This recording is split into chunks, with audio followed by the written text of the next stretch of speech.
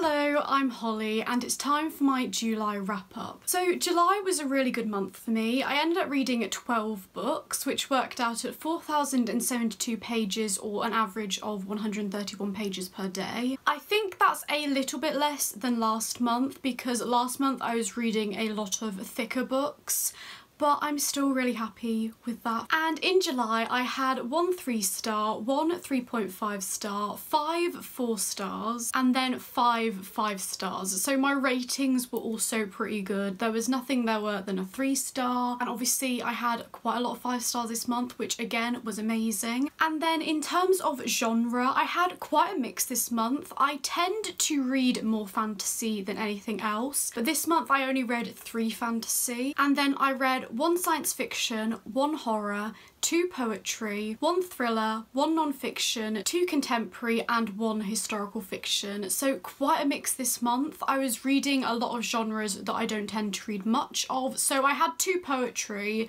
which were novels written in verse. I wasn't really sure whether to categorise them as contemporary or poetry, but considering the poetic form is so central to these stories, I categorised them as poetry. Then also I had a horror, a thriller, historical fiction. I think I'm doing quite well at reading quite a variety of books, and I hope to continue that in the future. And then in terms of demographic, I read 4 young adult and 8 adult books. I then read 10 paperbacks, 1 ebook and 1 audiobook. And then in terms of where I sourced my books, 8 of them were hauled in 2020. I had quite a few books for my birthday that I wanted to get to straight away, so I did. And then 3 of them were from my own TBR, which predated 2020, and 1 was from Scribd.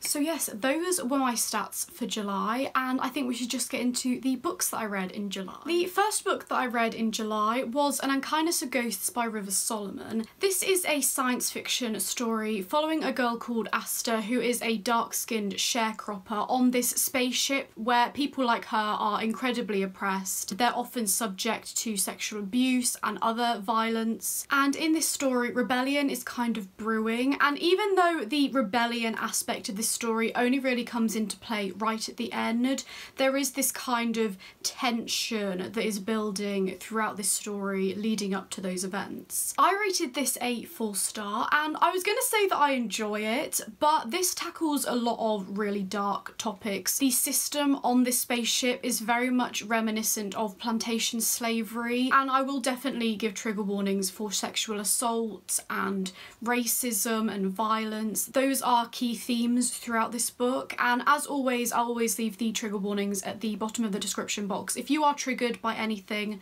go and check that out. And something else that I will warn about this is that Asta is kind of she's not a doctor, what would you call it, like a healer for the people, and there are some medical procedures in this such as amputation and stuff like that, so do be aware of that going into that if you are not good with medical stuff. One thing that I really loved about this book is how diverse it was. Asta, our main character, is black, she is intersex, she is bisexual, she is autistic, and I loved the intersectionality of this book, how a person doesn't just have to be one thing, they can be all these different things like in real life. There was also a prominent trans character in this, there was asexuality discussed, mental health, all of these things, but I really loved how they were incorporated into the story. I also thought the story as a whole was very unique and it was very compelling, and I definitely wanted Asta to succeed. She had a very distinct voice and I really loved following her story. I also think that the secondary characters in this were also incredibly well developed, so it just made for a very good story that I would highly recommend. I think the ending was maybe a tad rushed. I think it wrapped up a bit too quick because you had all this build up and then it ended pretty quickly, but as a whole I still enjoyed this story and I would definitely recommend it if it sounds like something you might enjoy. My first 5-star read of July was The 5th Season by N.K. Jemisin. This is a dystopian kind of fantasy that follows a variety of perspectives, but the first one you're introduced to is this woman who's just returned home to find that her husband has killed her son and kidnapped her daughter. And And this main character actually has these earth abilities, and in this society people with these abilities are incredibly oppressed and villainized, and a lot of them are basically killed or enslaved. So she's trying to navigate this world, trying to track down her husband and her daughter, and it's the end of the world. So in this world there are these fifth seasons that are these apocalyptic events, so like tsunamis, volcanic eruptions, earthquakes, that kind of thing.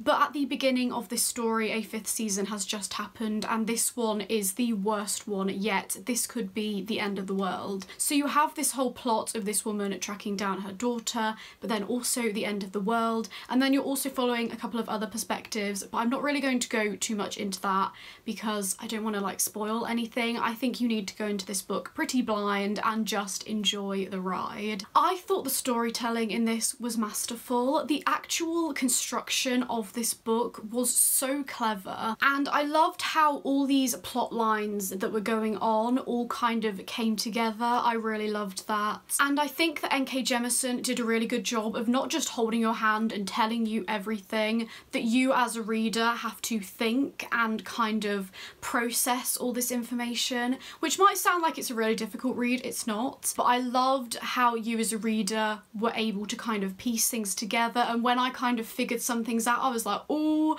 and then a few pages later I'd find that I was correct, and I just really love that kind of book where you have this satisfaction from figuring things out just before like the book reveals it. The world and magic system in this was again very unique, and the characters were great. I just think as a whole package this story was really, really good, and I know that a lot of people talk about this on BookTube. It seems to be very hyped at the moment, but it's for a very good reason. This book is incredible, and I think if you love fantasy, you need to be reading this book ASAP. The third book that I finished in July was also another 5-star read, and that was Interview with the Vampire by Anne Rice. So this is a bit of an older book. I think it was written in the 1970s, but this has definitely become a cult classic. It has a very popular film adaptation, and I've never actually watched the film, but this book, oh, it just got to me, and I loved it so much. So this is pretty self-explanatory. It is about this vampire recounting his life story. That's all I really knew going into it, and I think that's all you should know going into it. I think it's lovely to let the story unfold as he's telling it to you, because there's kind of this interviewer who's interviewing him, but obviously then you're hearing the story from his mouth. I don't know how to explain it, but I just really loved this whole life story of this vampire. And this is the vampire book I have always wanted. The vampires in this are truly immoral and evil, and I just loved it. And this main character that you're following, what is his name? Is it Louis? Something like that. But he has this massive moral dilemma. So he has to kill humans to survive. He has to drink blood in large quantities, but he has this massive dilemma. He's like, oh no, I'm killing people. I'm a monster. I'm going to hell. It was very much written in quite a classical style. So Louis is kind of narrating this story, and is it the 1700s? The 1800s. I can't really remember what time period that he was like born in, but he has that old kind of speech. Like, it very much reminded me of like Dracula by Bram Stoker or Wuthering Heights, that kind of old classical writing style, which I think did make it a little bit harder to read, but I really loved like Dracula, Wuthering Heights, that kind of thing. So I think if you love classics, you really need to pick this up, like Gothic classics.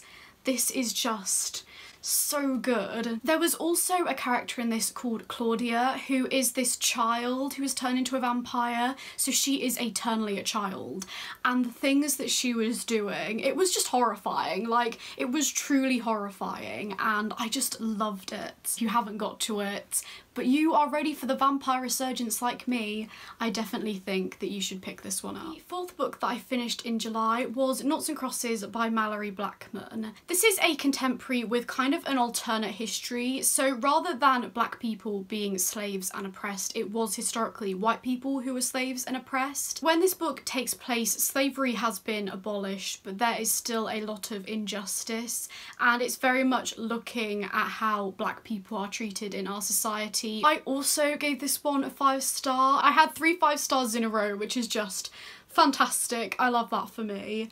But this is like a romance between this black girl and this white boy, and this is incredibly dangerous. I believe that interracial relationships are still illegal, so if they ever got found out, they could get in a lot of trouble. And I think this story was incredibly poignant and important. I'm not sure when this came out, 2001, so it's been out almost 20 years, and yet the discussions it was having are still incredibly relevant. It's looking at police brutality, it's looking at the opportunities that certain races can get. So I definitely think that this book is still needed in society. This definitely has all the trigger warnings for racism, police brutality, you've got terrorism and bombing, that kind of thing, because there are these kind of rebel groups that are fighting for equality, that are fighting to have a place in society, and it's just, it hurts. Some of the things that happen in this book are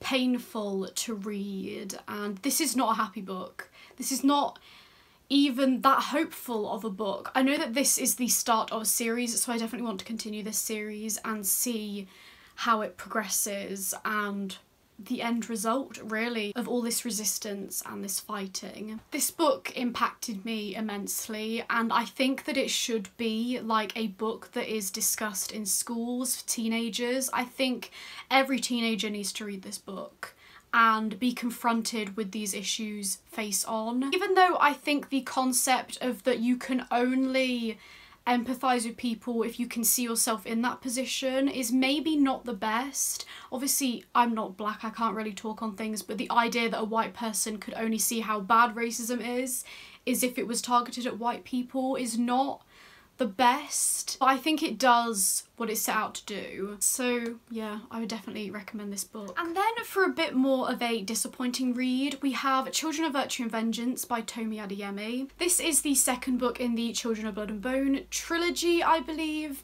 and it follows this girl called Zaylee, whose mother was killed when the king decided that all the magic users in this land were going to be massacred to kind of get rid of magic.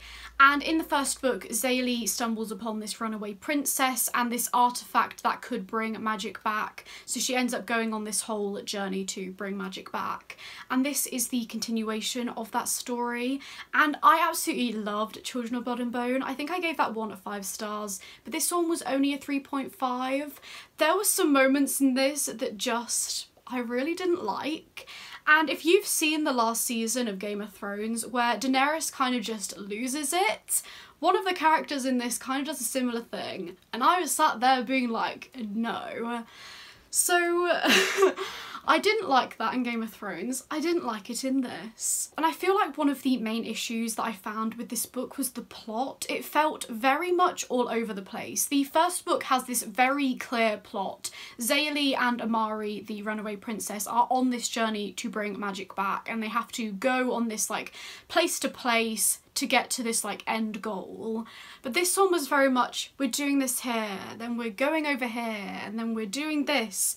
And I don't know if I loved it as much. I do think it was a hard book to follow, Children of Blood and Bone, with the way that that one ended and how the story is going to continue in this trilogy, but I just didn't love this one as much as the first one, so it was a bit of a disappointment. And I can't remember exactly whether I loved all the characters in Children of Blood and Bone when I read it. I knew that Amari was my favourite character, and in this one she was pretty much the only character that I cared about. So this is in several points of views, so you have like Zaylee, Amari, and then some other people. Or one other person, I'm not entirely sure.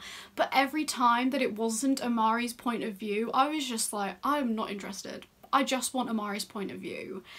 And I don't think that is a good thing when you have, I think it's 3 points of views. It's not very good if you only really enjoy one of them, because then you're pretty much only enjoying about a third of the book.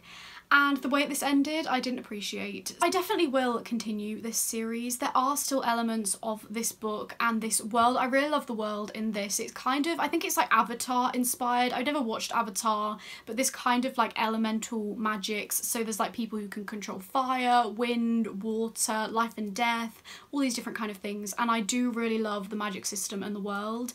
And I still love Amari, so I still want to follow her story in the next book.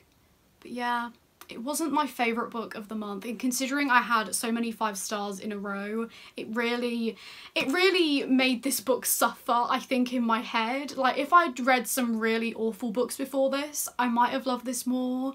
Maybe it was the time, but I'm definitely still excited to see what the next book holds. And then we get onto the books that I read for the reading rush. So I daily vlogged the reading rush this year, and I had a lot of fun doing those daily vlogs and reading 7 books. I ended up reading 7 books. But I thought that I ought to address what's happened with the reading rush this year. There have been a lot of instances where the creators of the reading rush have not been the best, so I don't think I'm going to be taking part in the reading rush again. It's very sad because I have really enjoyed the reading rush, but until it is inclusive and accessible to all, I don't want to be supporting something. But I still want to talk about all the books that I read during the reading rush. I read some fantastic books, especially some fantastic books by Black authors. You might have noticed throughout this wrap up that a lot of the books that I read in July were by Black authors. When everything started happening with the Black Lives Matter protests, like their resurgence, I kind of looked at my reading and realised I wasn't reading diversely, and I need to put more effort into actively reading more diversely. So that's something that I want to start doing in July and then continue for the rest of time. So the first book that I read was The Black Flamingo by Dean Atter. This is a novel written in verse, so it's written in poetry, and it follows this mixed-raced boy from Britain throughout his childhood and into his teenage years and until university age, where he is exploring his sexuality, his gender, and getting involved in the world of drag. I really loved this book. I gave it 4 stars. It didn't hit the 5-star feeling for me, but I think that might have something to do with the format. Because it's written in poetry, it's a very quick read. And for me to give like a book 5 stars, I have to have this real connection with the story, real connection with the characters. And because it's so quick, I couldn't really get that, but I still think that it's fantastic, and I still think that you should definitely pick this one up. Again, it tackles some really important topics, and I just think books like this are so important, they're so needed. I can see how this book could be so important for young people today to understand themselves.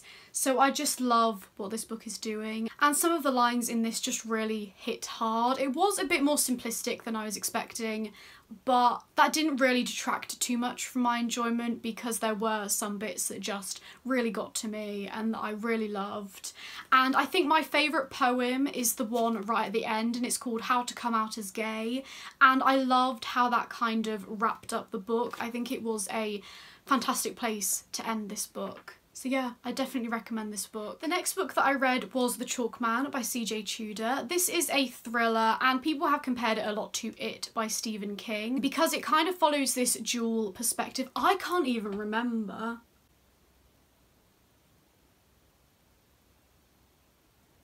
What happened?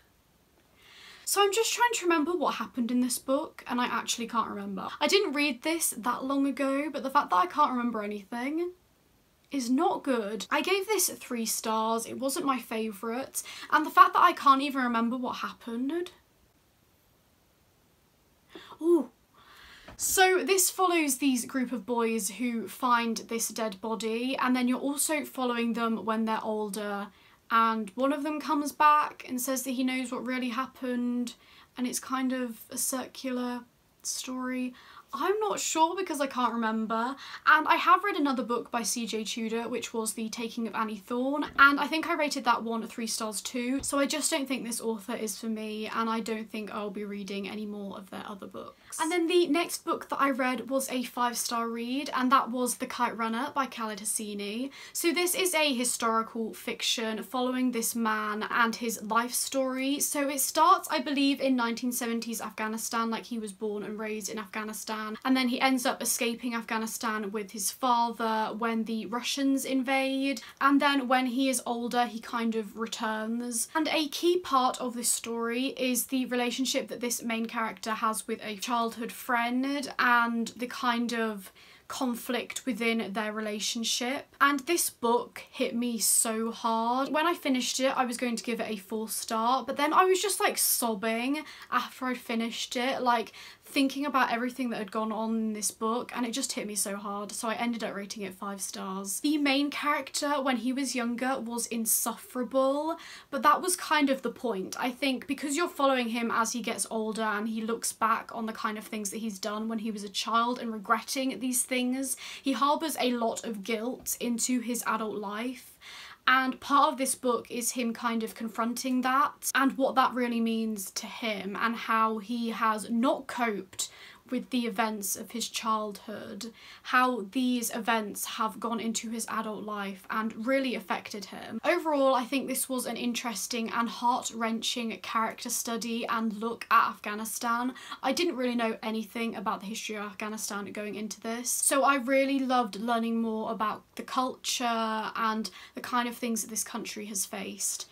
But yeah, I really loved this book, and I know that Khaled Hosseini has written another book which is A Thousand Splendid Suns, which I know that a lot of people absolutely love, so I definitely need to try and get a copy of that and read it because I love this one so much. Then I read The Pale Dreamer by Samantha Shannon. This is a short novella in the Bone Season world, which is a dystopian fantasy kind of thing set in this alternate London where clairvoyance is illegal, and you're following this main character called Paige, who is clairvoyant, and one day she accidentally reveals her powers and the story goes from there. And this is a prequel, so this is looking at Paige when she's like first becoming the Pale Dreamer. That's kind of her name in the underworld, so this does have like criminal underworld elements.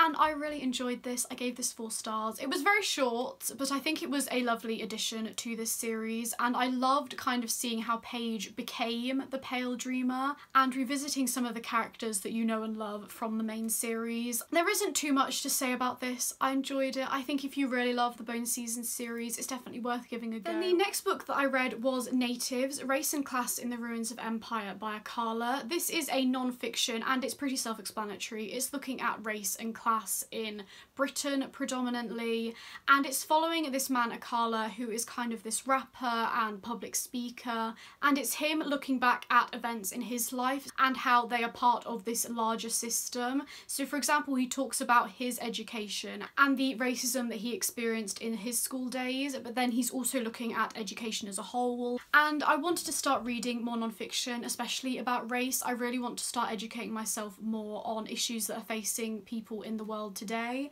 and I think this was a really good place to start. I really enjoyed Akala's writing style. He was able to be very serious about these important topics, but he was also quite funny at times. I really loved how it was very personal. It was looking at his own experiences, but then also how these lead into these larger issues that he was trying to discuss. So I think it was very accessible, and I definitely think that every British person should read this. The second to last book that I read in July was A Long Way Down by Jason Reynolds. This is another novel written in verse, and it follows this boy whose brother has just been killed, and he's got in the elevator in his building and he's going down, and when he gets to the bottom he's going to kill the man who killed his brother. While he's in this elevator, on each floor the door opens and someone gets in, and it is actually someone who has been killed from gun violence. So there's family members, there's friends, and they're trying to persuade him not to commit this violent act, to try and not get in this cycle of gun violence. And again, this was very poignant. Some of the lines in this hit really hard, and I really loved the ending. I think it was just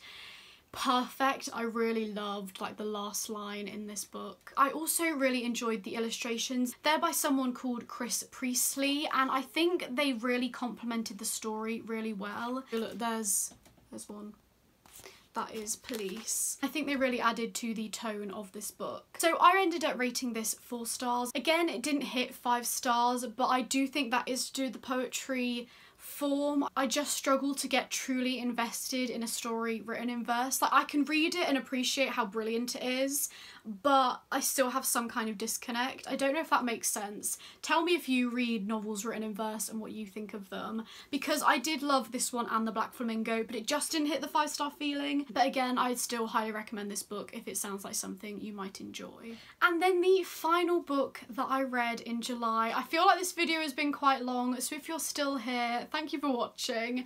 But the final book that I read in July was English Animals by Laura Kay. This is a contemporary / like literary fiction following this girl called Mirka, who is from Slovakia. She ends up coming to live in England, and she goes to work for this rich couple in this country house to help the husband with his taxidermy business. Taxidermy does play a major role in this story, so if you're not comfortable reading scenes about animal death and like skinning and stuff like that, this book probably isn't for you, because that is quite present in the story. But this kind of leads into a female-female romance, and it's not like a light, fluffy, cute romance. This is definitely more complicated, more complex. The relationships in this are incredibly messy, and I just loved this book. I also gave this one 4 stars. I just loved that this was kind of an examination of British society, and especially like middle class, upper middle class British society, and it tackles topics such as homophobia, xenophobia. So our main character Mirka faces a lot of prejudice because she's from like an Eastern European country. So this book definitely had a lot of depths. The romance in it, like, it was such a roller coaster, but I did like how it ended at the end of the book, and I loved Mirka. Her voice was fantastic. Funnily enough, I even enjoyed the taxidermy subplot. Like, I really didn't think I was going to enjoy that, but the way that the main character kind of has this relationship with taxidermy and how that develops was incredibly interesting to read about. So this is another book that I would highly recommend. Honestly, most of the books that I read in July I would highly recommend. I loved so many of the books that I read this month. Was it like 10 of them or something that were either a 4 or a 5 star? That's just brilliant. So yeah, that is July. I also started Black Leopard, Red Wolf by Marlon James, and I know that this video is really long, so I won't say much, but I'm currently on page 220 and it's a struggle. I don't know if I'm enjoying this. It's very dark, and the writing style and me, we're not clicking at all. I'm going to persevere because I'm still really intrigued about the plot, but I'm not really going to go too much into this. So yeah, if you're interested to hear my thoughts on Black Leopard, Red Wolf, definitely check out next month's wrap up, because hopefully I'll have finished this. If I do DNF it, I'll probably still talk about it because I have a lot of thoughts. But yeah, that was July. I had a really good month, and I'm hoping that I can continue that in the next few months. I don't start back at uni until October, so I've still got like 2 full months where I can like fully dedicate myself to reading. But yeah, that's the wrap up. I've been talking for probably over an hour at this point, but if you've made it this far, thank you for watching. I hope you enjoyed, and to everyone out there, stay curious. Bye!